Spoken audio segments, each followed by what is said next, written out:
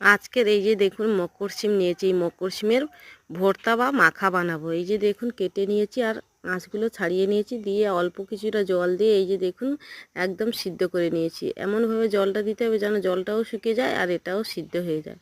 এই যে দেখুন খুন্তি দিয়ে চেপে চেপে দেখিয়ে দেবেন। এখানে নিয়েছি 2 কোয়া রসুন আর 3টে শুকনো লঙ্কা আর পেঁয়াজ কুচি আর কালো জিরে দিয়ে এই যে দেখুন তেলে একটু ভেজে নিয়েছি। তারপরে এই যে শিমগুলো একটু হাত দিয়ে অল্প কিছুটা ভেঙে ভেঙে এই যে দেখুন তেলের মধ্যে নেড়ে চেড়ে এটাকে ভালো করে একটু রান্না করে নেব। তারপর দিয়ে দিচ্ছি পরিমাণ মতন হলুদ গুঁড়ো। হলুদ গুঁড়োটা দিয়ে আবারও একটু সময় ভালো করে আমি এই যে দেখুন খুন্তি দিয়ে চেপে চেপে ভেঙে এইভাবে সুন্দর করে রান্না করে নিয়েছি। এই যে দেখুন এটাকে নামিয়ে নিয়ে হাত দিয়ে ভালো করে মাখিয়ে নিয়েছি আর দেখতে দেখুন কতটা লোভনীয় হয়েছে। তো অবশ্যই বাড়িতে একবার হলেও ট্রাই করবেন।